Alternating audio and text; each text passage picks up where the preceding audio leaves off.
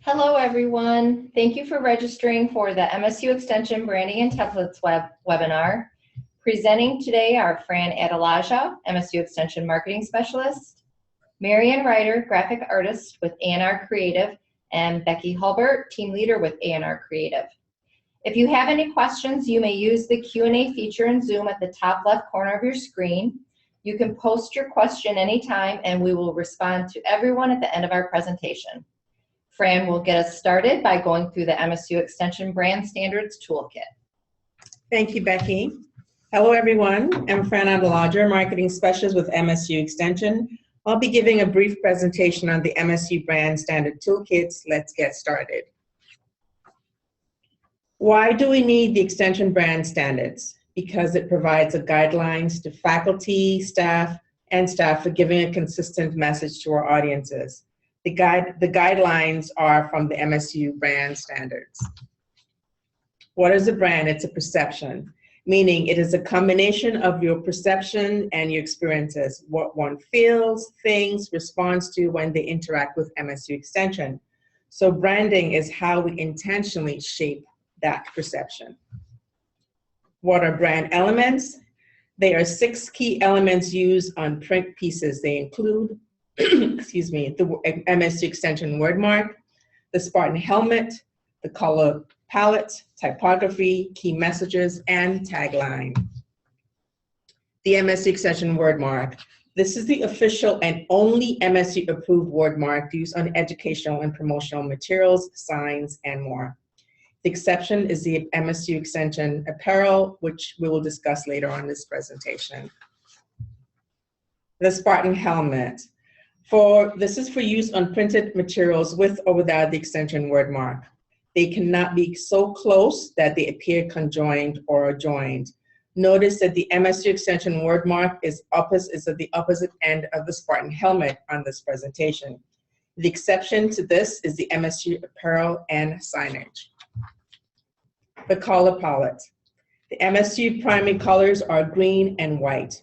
The green color is Pantone Matching System number 567. The MSU secondary colors. Here are the colors that have been vetted and tested by various audiences for their appeal, and they can be used on brochures, website, educational, and promotional materials. The typeface. The official typeface for MSU extensions are Gotham's, which is a sans serif, or Californian, a serif. If these are not on your computers, you can substitute Helvetica and Arial for Gotham, and Georgia and Times Roman for Californian.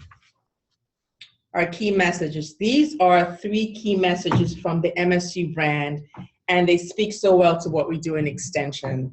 Keep them in mind for your news articles, web pages, brochures, flyers, and other materials. Individual strength. We do well individually and excel when working in teams. Collective power. We're skillful partners and we value differences. Extraordinary impact. We are driven to deliver programming for a better tomorrow, helping individuals and communities around Michigan and beyond. Our tagline. The Spartans Will tagline is the MSU tagline and therefore MSU Extension's official tagline. Note that it's all in caps with a period at the end. It communicates our value and purpose in a common language. It's a call to action. It differs from other universities and speaks to who we are and what drives us. The will has a double meaning. As a verb, it reflects the word Spartans, the work that Spartans do every day. As a noun, it describes our tenacity and indomitable spirits that exemplify Spartans worldwide. The MSU Extension partnered with a vendor to design and build a dedicated website that would ensure that our business cards are consistent throughout the organization. The front of the business side of the business card contains the MSU seal, MSU Extension word mark, the employee information, which contains their name, job title, business, building, official address, phone number, cell phone optional. And for the email, you have 2 options. Either use the MSU Extension website or MSU Extension website and shop.msu. website. The back of the business card for extension employees is blank. For district coordinators, it will populate and it lists the counties that they serve. Here is an example of a business cards. This is the same for educators and district coordinators. This is a sample of what the district coordinator's back of the card would look like. So it's the same except that it populates the counties served by that district coordinator. Ordering our business cards. To order business cards, you would go to orderprinting.com and log in. You have the option of choosing either an educator template or a DC template. Fill in your information and hit preview, which gives you a chance to check and make sure that all your pertinent information is in there and a chance for you to make a correction at the last minute. Click next and it takes you a shipping and payment option where you can put all your payment information. Applicable payment options are a P card, personal Visa card, Master or American card, American Express cards. Your cards are delivered within 2 to 3 days of receipt of your order. Signature email blocks. Our email signature block should be consistent and conveys a professional image across the organization. It uses Arial font in sizes 9 or 10.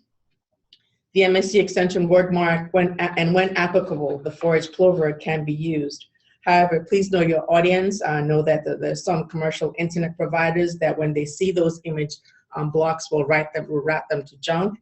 And for some of our clientele, they use their mobile devices to receive emails. So that will take a long time to download and may increase their monthly bills. Email signatures continued. For email signatures that contain quotes and photos are not authorized. And the email signatures also must contain the anti-discrimination statement by MSU Extension. If you don't know how to use it, please look at the link and then contact your A&R IT. For email signatures and second or reply emails, they can be condensed to shorten the whole overall conversation. Note that the anti-discrimination statement is also using a shortened version. Publication. Here's a sample of a publication booklet. Notice that the MSU Extension word mark and the Spartan helmet are spread out so that they cannot appear to be conjoined and they can't be linked together. Sign. The MSU Extension signage here is used for indoor and outdoor freestanding and building signs.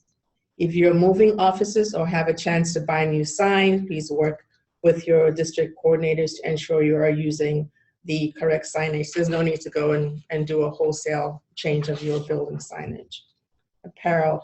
This is the only approved MSU Extension graphic apparel. Notice that the Spartan helmet is directly above the words MSU Extension. Notice that there is no MSU Extension word mark used on this as it is not permitted. Only the MSU Extension apparel graphic is placed on the left side of apparel shirts. No other graphic is permitted. The 4H word mark may be added to the right side of the shirt, but must be smaller than the MSU Extension graphic. For assistance with design, please contact A&R Creative. Purchasing and orders. When purchasing and ordering apparel and printed promotional items, such as keychains, water bottles, etc., educators must work with approved and licensed vendors when using the following elements on the next slide. This would be the MSU or MSU Extension word mark, the Spartan helmet, the 4H Clover, and text representing Michigan State University, Michigan State, MSU, Michigan 4H Youth Development, MSU 4H, Go Green, Go White, Spartans word mark, and the S block. Any MSU funds, including DS or DN, formerly county checkbooks, cannot be used with unlicensed or unapproved vendors for apparel or promotional items. Any extension staff member or person acting on behalf of MSU, such as master gardeners, 4H, or county employees, who orders materials through unlicensed and unapproved vendors will be responsible for paying for those items.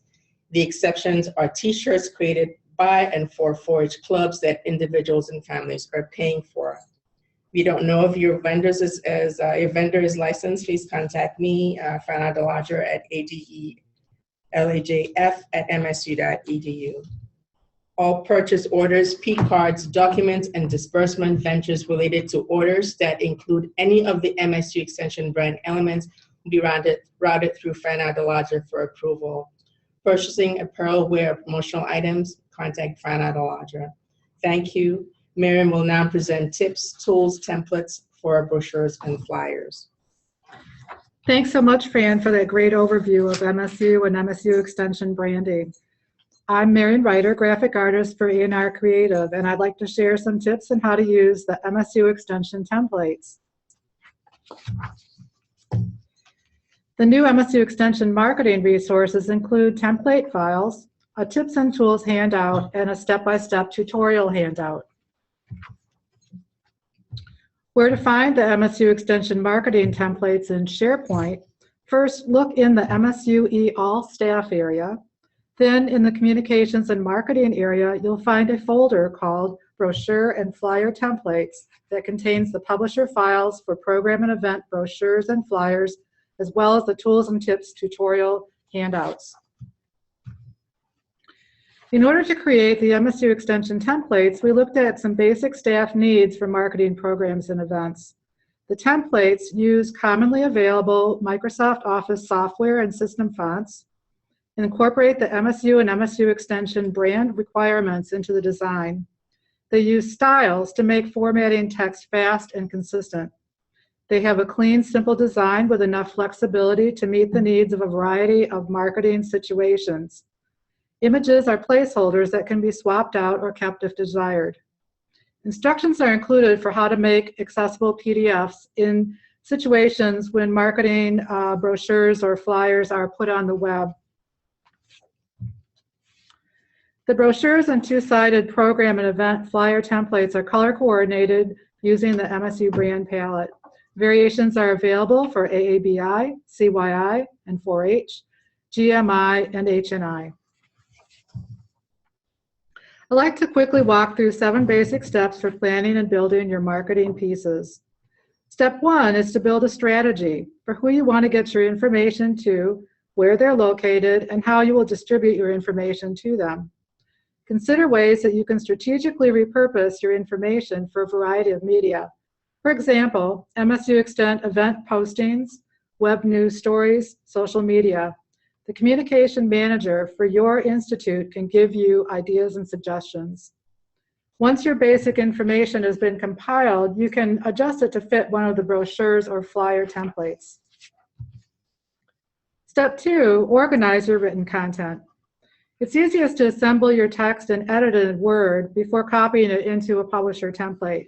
That way you're focusing on the message and the details first. The template provides a general structure you can use, or you can modify it to meet your needs. Step 3 is to refine and edit your text. Once you've written your content, put on your editor's hat and look at it again with an eye for refinement. Trim it down so it can be read quickly and easily. Look for paragraphs you could turn into bullets. This can make it easier for readers to scan for information. Spell out acronyms the first time they are used so your reader knows what you're talking about. For example, Michigan State University first, then MSU. Never use MSUE as an acronym. You can shorten it to MSU Extension in second references. Keep your headlines short and use action words. Reread again and look for spelling errors that word spell check might have missed, such as organization names, people's names, or sound-alike words. The next step is to select your images. You want to look for high-quality images that are active. They show people that are actively participating in programs. That are close-up and simple, focusing in on the important people and actions with unnecessary details cropped out. That are engaging, they tell a story, not just decoration. And that they're relevant, they show the diversity of people and settings that represent your county audiences. Keep in mind that quality is more important than quantity. So using a few larger, high-quality images will have more impact than a bunch of small images. And resist the temptation to add a lot of clip art like word art for decoration or to fill empty spaces. Resolution is important for images that will be printed on paper, so don't use images that are copied from web pages. The resolution will be too low. Make sure that people in your photos have been photo released, especially minors who must be photo released by their parents or guardians. Step 5 is the layout. And this is the exciting stage where I get to demonstrate how the words and images come together in a layout. First, I selected a template file in SharePoint and saved it to my computer. And then I opened it in Publisher and used the Save As to give it a new file name for my project. I'm going to share a pre-recorded tutorial that shows how I created a new brochure in minutes using one of the templates. There's also a handout in SharePoint that explains the same steps.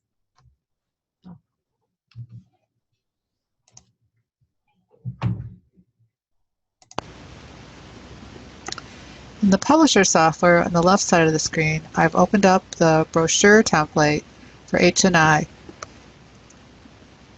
I'd like to show you a couple things in the Publisher interface that might be helpful to you. First of all, the navigation pane. I can expand that by clicking on this little arrow, and now you can see the brochure pages over here. I can navigate from page to page by just clicking on them. The other thing I'd like to show you is the quick access toolbar, which is very helpful. I've loaded a few tools onto it that we're going to use for the demo, and I've customized this using this little down arrow where you could just go down and say more commands, and then you can add all kinds of commands to it, whatever you want, whatever you use the most.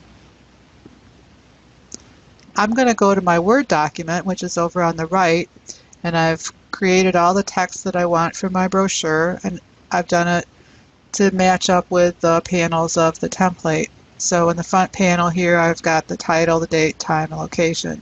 And I'll just cut and paste that in here. So, copy.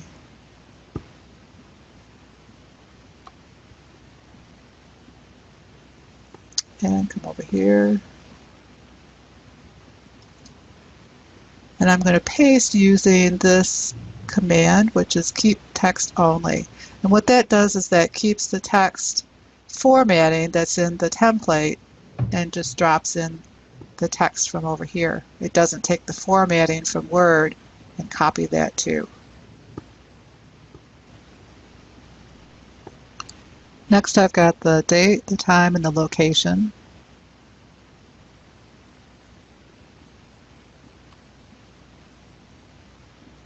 Copy.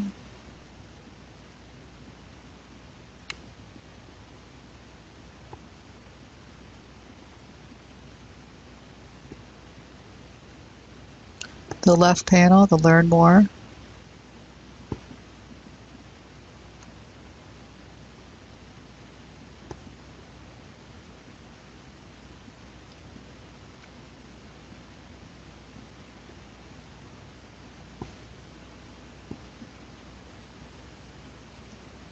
Contact us.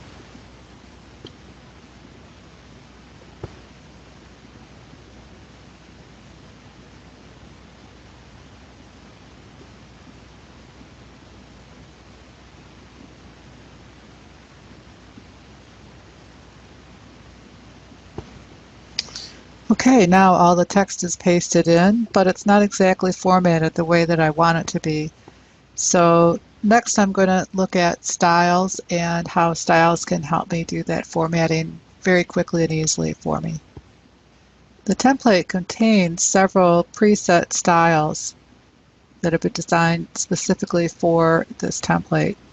So if we click on the Styles tool, you'll see that there are some that have MSUE in the title, and these are the ones that are used in that template.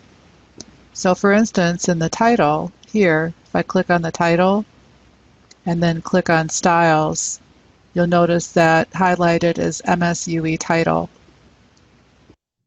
If I click on the subhead here, Contact Us, and click on the Style palette, you'll see it's MSUE H1. select the H1 subhead.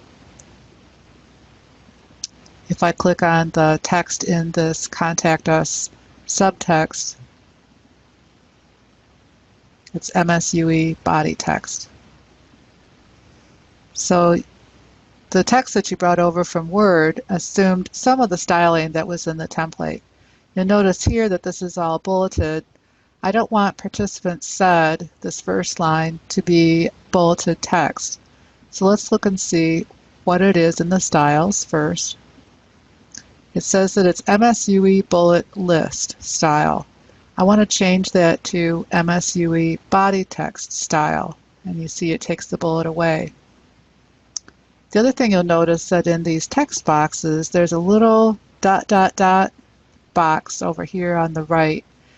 Some of them have it and some don't. This one is indicating that there is more text that has not flowed onto the page. So I just expanded this little kind of window shade in the text box, and now I can see all the text that I brought in. I want to also check and see if there's some other text boxes that have overflowing text. So I'm just going to click on them. That one seems to be all there. This one also has the little ... indicating that it has additional text. So I'm going to need to snug that up. And since I have 3 lines of text I want to put in here, and there are only 2 lines in the template, I'm going to have to adjust my spacing.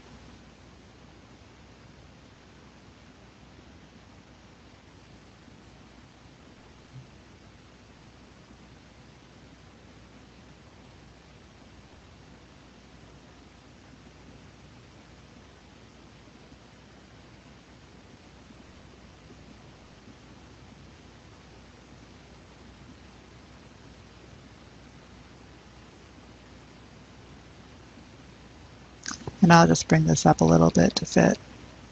So you may have to do a little bit of tweaking to fit things. Now I probably don't need to say location. That's pretty obvious. Time and date, so I can take that out. Okay, now it all fits. I may want to do some other adjustments on this text here. I can see that this URL is not breaking very well because it's too long, so I'll have to play around with that a little bit. I'm going to go to the next page and add all the text.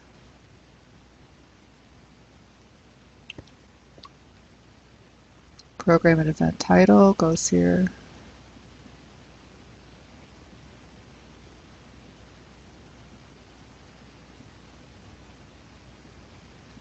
I don't need this. You'll notice that sometimes the style for the next line gets used instead of the style that you want. So I'm just going to make a change back to the title style instead of the subtitle. Now I'm just going to grab all this text and drop it in.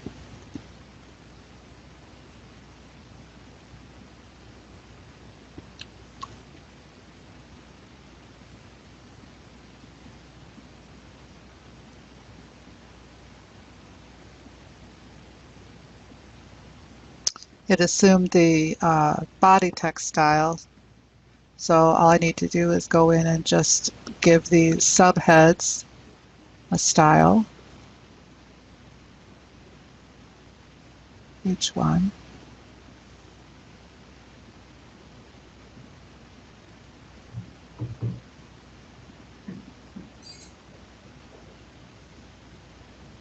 Get rid of any unnecessary returns, carriage returns. You can adjust the text boxes. You notice that this one flows from one column to the next. Next, I want to change the Sign Up, Get Involved panel to be a registration panel.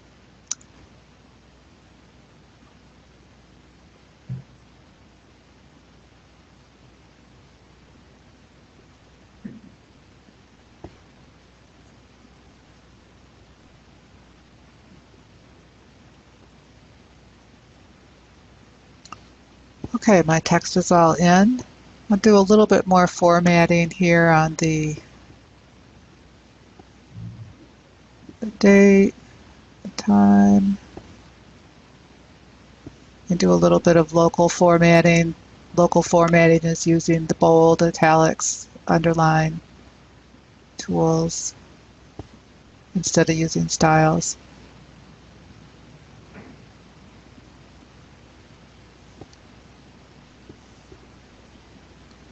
I'll probably want to do a little bit of adjustment with the text later on, but next I'm going to go and adjust some of the photographs. I selected a few photos that I like that I'm going to substitute for ones that are in the template.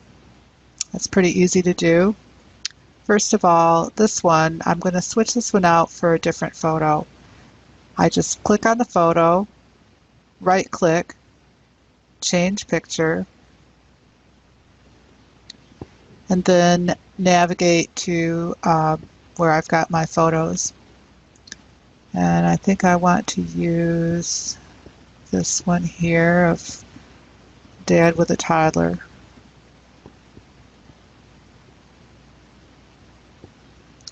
The cropping isn't what I had in mind, so I'm going to go to my crop tool up in the quick access toolbar, and you'll see that the handles on the frame change. I'm going to use this little top handle here and expand the cropping to the top side and the bottom one, the bottom side. Great. And I think that I'm also going to flip this photograph so that the toddler's facing inwards. So I'm going to go to the rotate tool and flip it horizontally. Next, I'm going to just move this over here to the side, put it in place. It just automatically snaps into place on the little guidelines. And then I'm going to adjust my window shade here on the text box. This one here. Okay. And I want to add one more photograph over here. I'll use this same box and then recycle it again and right click, change picture, browse. And I have a photo of Mom over here I think I'm going to use.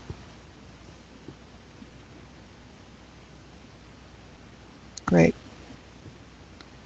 I might want to crop that one a little bit, make it a little bit more close up, depending on how much space this text takes up once I've adjusted it. On the front panel, I like this cover one. That one works for me, but this one over here isn't the right age group in the child, so I'm going to change that one out. Right click, change picture, navigate to my photos, and I think I'll choose this one here. Great. It's looking pretty good. So I can go in and make little adjustments with the text, but basically the brochure is pretty close to ready to go. Jumping ahead to the final brochure, you'll see I added another photograph here.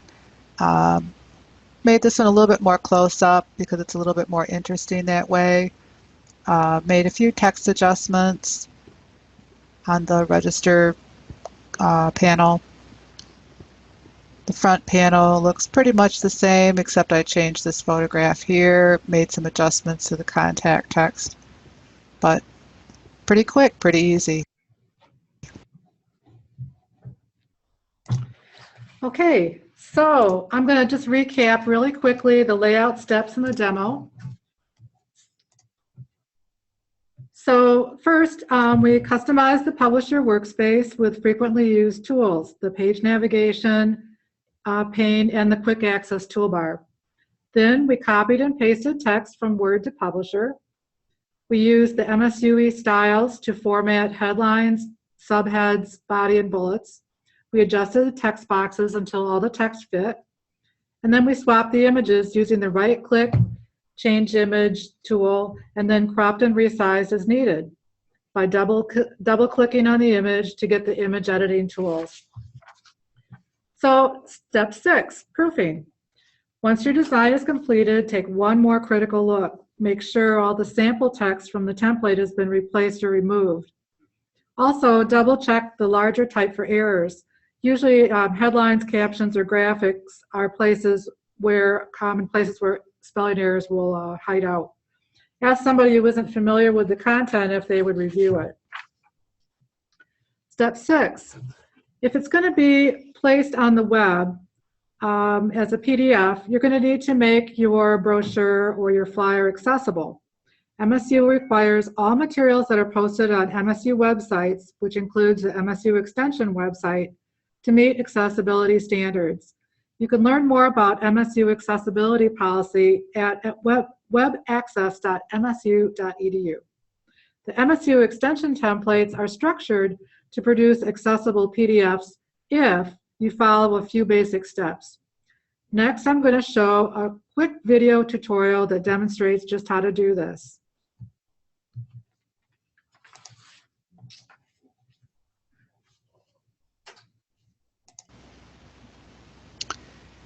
If you've created a brochure for your MSU Extension program or event using the Extension templates, and you're thinking about posting it on the MSU Extension website as a PDF, you're going to need to follow just a few more steps to make it accessible to people who use screen readers. Step 1 is using the styles that are built into the template to create a hierarchy for your content. So for example, the title, Building Early Emotional Skills in Young Children, uses a style that's called MSUE title. The Contact Us subhead over here uses a style called MSUE H1. That creates some levels in the content that make it easy to follow. Your second step is to arrange your content in the order that you would like it to be read. In the case of this brochure, you'll probably want this panel on the right to be read first, possibly the Learn More next, and then the Contact Us third. So we're going to do this by stacking the content, and we're going to use the Bring Forward, Bring to Front tool. So starting with the MSU Extension word mark, moving to the title, Bring Forward, Bring to Front, and this photograph next, Bring to Front. Now this is a little bit time consuming to go up to Bring Forward, Bring to Front every time. There's a quicker way to do it. I added to my Quick Commands toolbar up here the Bring to Forward, Bring to Front tool. So there it is right there. Moving to Learn More. You'll notice on this tool that there's also a quick key, Alt F6, that you can use in place of going up to this tool. So if you want to use your keyboard, you can do that as well. So moving on down the page, photo, Contact Us, MSU Extension word mark, anti-discrimination statement, and this little Spartan graphic.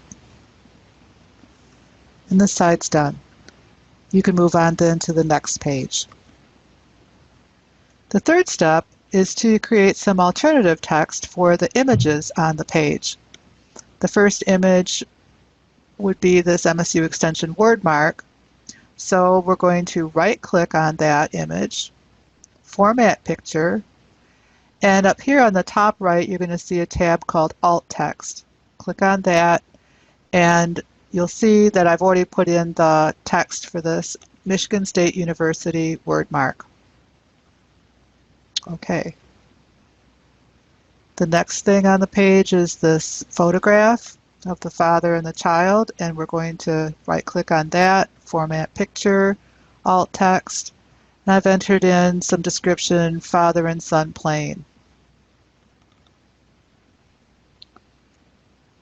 the next image. You can do this in any order. Alt text, mother and son. Again, another word mark.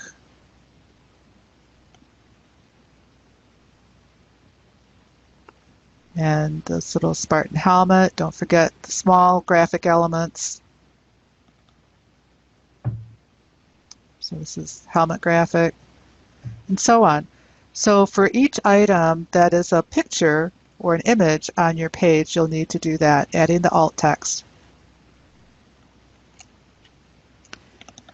The last step is to save your file as an accessible PDF. So to do that, you're going to go to the File command, to Export, create a and in this screen, you're going to need to check on the options. So click on the options and make sure that this item is checked. Document structure tags for accessibility. If this is turned off, the file will not be tagged so that a screen reader can read it in order. So this is really important to have that checked. Okay.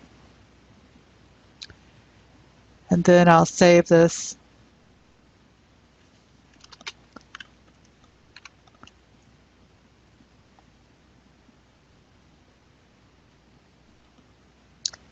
And you're done.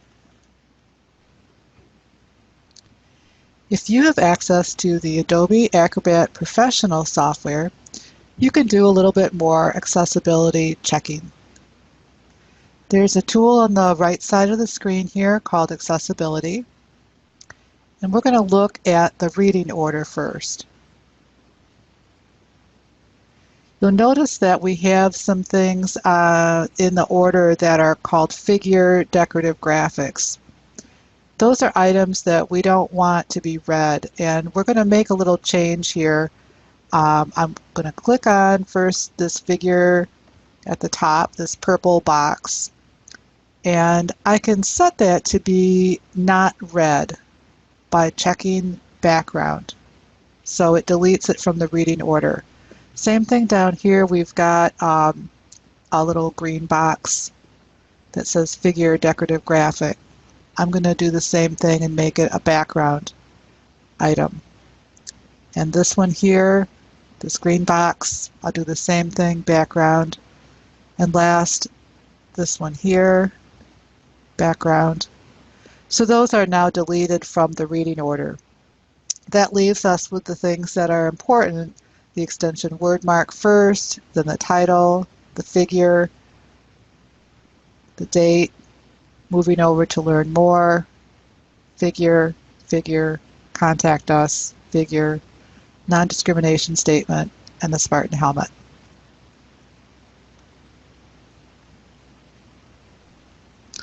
The next thing we're going to do is a full check.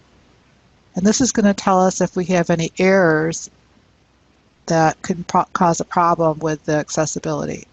So we're just going to hit Start Checking.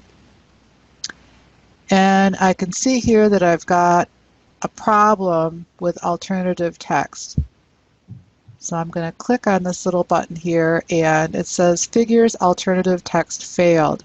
If I click further, this little button here, it'll tell me it's this figure 1. If I click on that, it'll highlight it. And on the second page, it looks like I had a photograph that I didn't add alternative text to. I can go back to my publisher file and make that change, and this error will be resolved.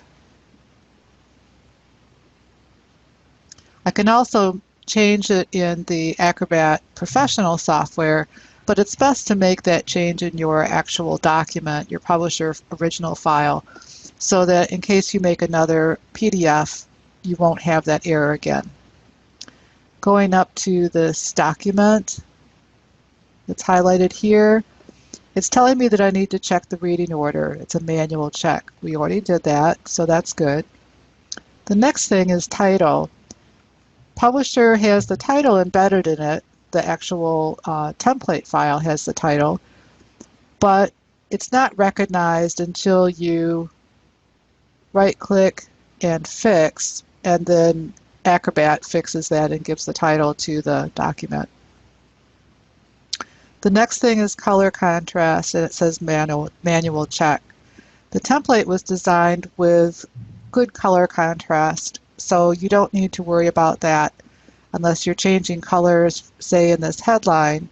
If the color purple and the white color in the text were too close together in value, the contrast would not be strong enough. Okay, so these are the main things that you need to look for is errors in the error checker and checking the reading order. Okay, so we're going to go back and just recap real quick the main points of that little demo. First of all, in Publisher, we use the MSUE styles to format the text and to create a hierarchy of headings, bulleted text, and numbered lists. We next added the descriptive alt text to images and also proof for typos. Just a personal note, it's very easy to leave typos in the alt text, so give that a second look. Also, we arranged the objects on the page in logical reading order by stacking them in sequence using the bring to front command. And then we created a tag PDF by using the export option. Next, in Adobe Acrobat Professional, which is an optional step that you can make if you have access to that software, we checked the proper reading order and ran an error check.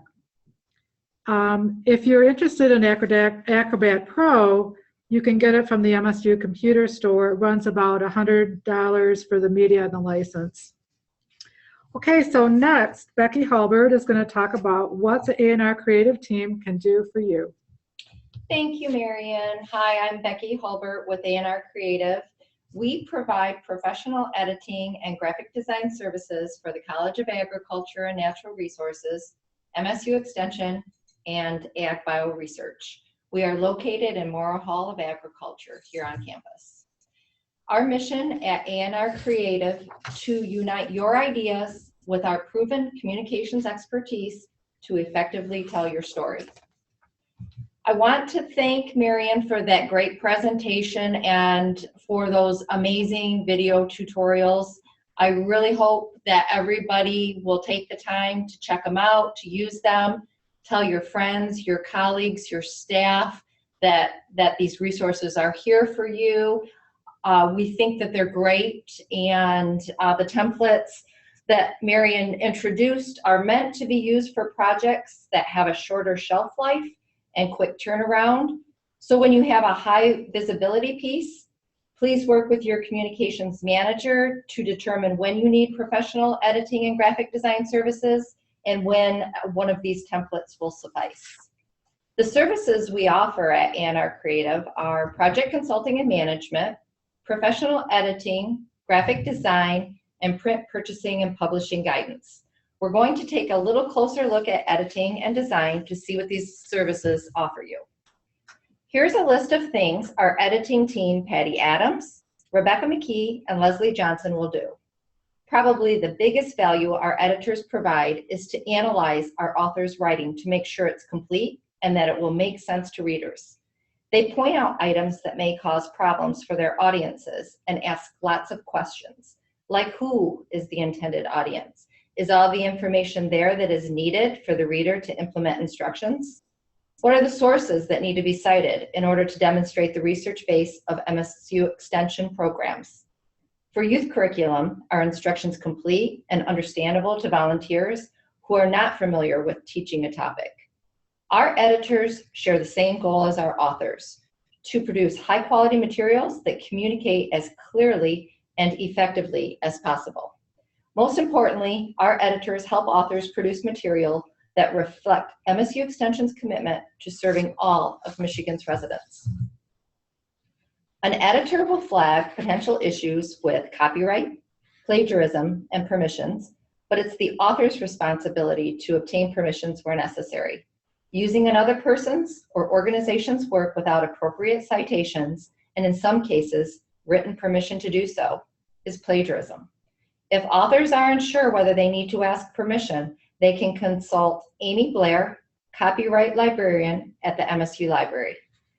An editor will flag potential problems with reference citations, but it's the author's responsibility again to ensure the accuracy of the information presented and to make sure that all sources are cited completely and correctly.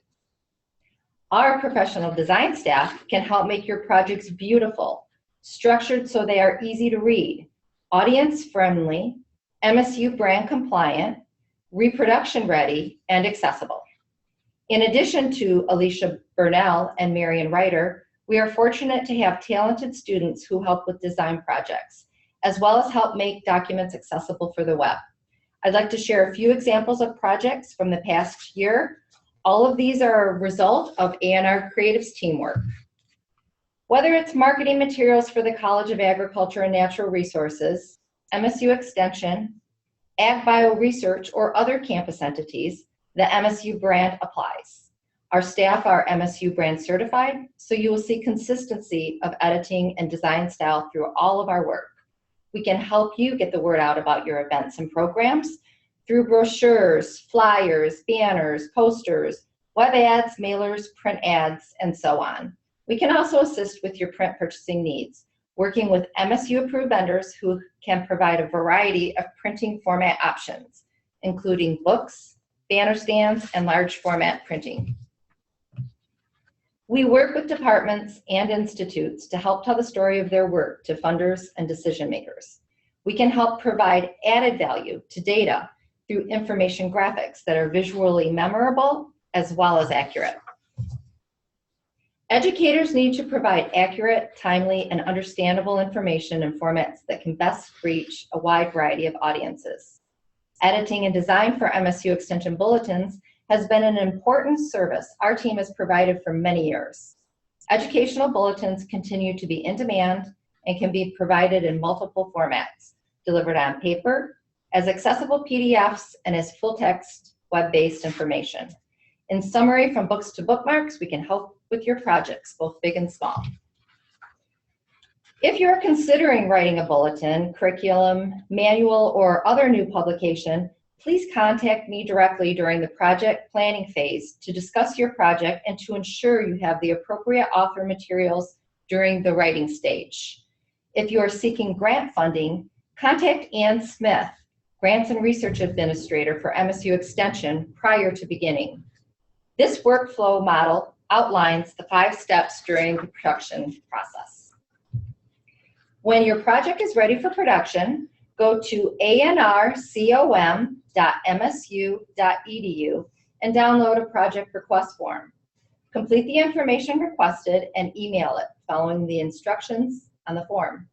Requests will be reviewed and a consultation meeting is arranged. If we can meet your deadline, we will assign a project number and enter your job on our production schedule. A lead contact from your team will be determined and an editor and graphic designer will be assigned. With the assistance of the project lead, we will establish a timeline for each phase of the production process. There are 2 rounds of edits and 2 rounds of graphic design changes provided at no charge under the MSU Extension Core Services policy. Numerous changes that are made beyond this standard may be subject to a billable charge at $32 an hour. It's important that A&R Creative adhere to these guidelines in order to manage our high volume workload. This also frees up our time to assist other units with their projects. If your materials are to be distributed through the MSU Extension bookstore, we will work with you and Fran Adelaja to streamline the process.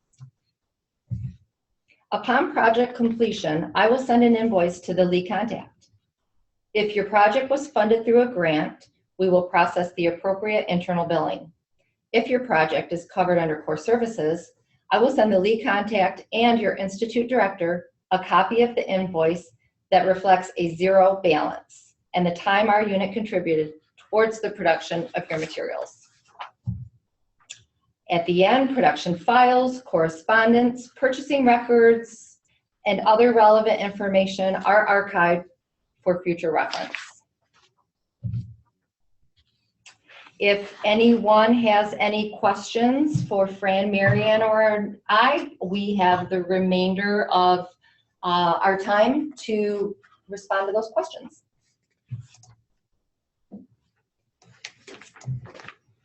So just to open up the question, the Q&A, looks like we've got one question. Can you confirm again whether or not we are able to have quotes under our signature? Fran, that's for you. No, no quotes. And then we have one additional question.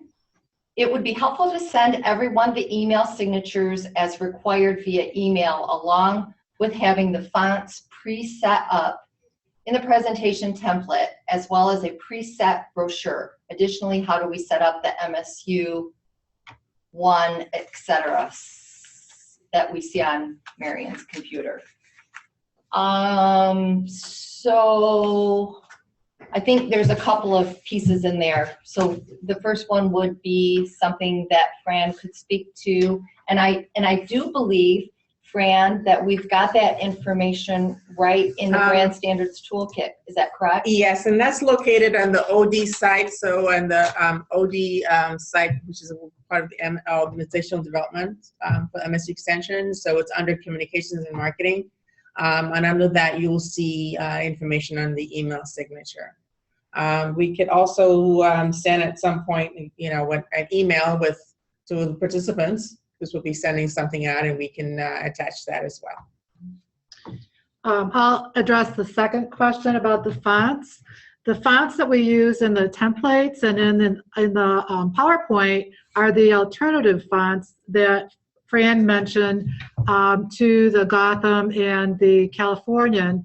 Gotham and Californian are trademark fonts that must be purchased. They're quite expensive. And so we've opted to use system fonts that people have on their computers.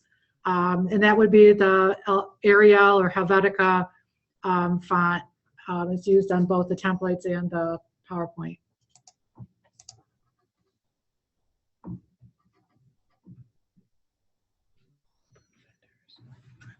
I can't read. It would be helpful, so then we've got a third question here, sorry. It would be helpful to have a list of approved vendors for our use. And we can send you a link. Those approved vendors are actually with MSU Licensing. They have it on their webpage, and we can send that to you or give you a link to look at. It's a good place to check when you're trying to find out who to use and who not to.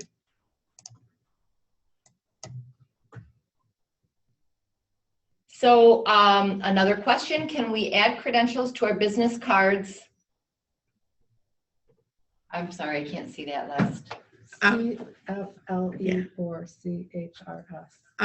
Yes, the most recent credentials you have. So don't start with, if you have a PhD, don't start with BS, MA, and PhD. Just add PhD. So whatever that last credential you have and it's relevant to your target audience, go ahead and add that.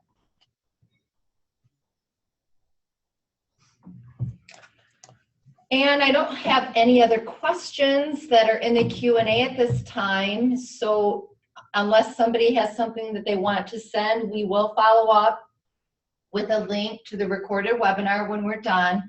We will throw in the responses to these questions so that you have those in writing. And feel free to reach out to Fran, Marianne, or I if you've got any questions specific to what we discussed today, and we'll be happy to respond and keep you going with all your good work out there. Thanks everyone for joining our webinar. Have a wonderful day.